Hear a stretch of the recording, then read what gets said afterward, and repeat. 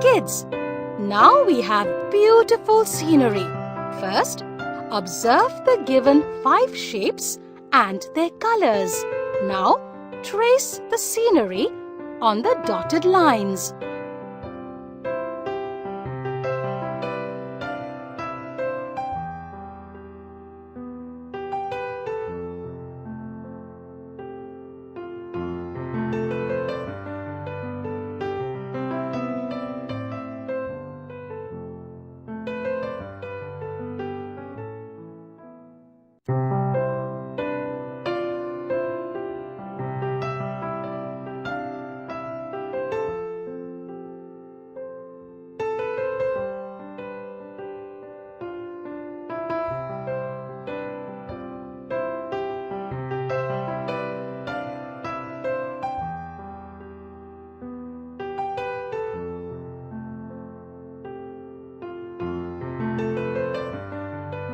Now, color it with crayons as shown in the given pictures.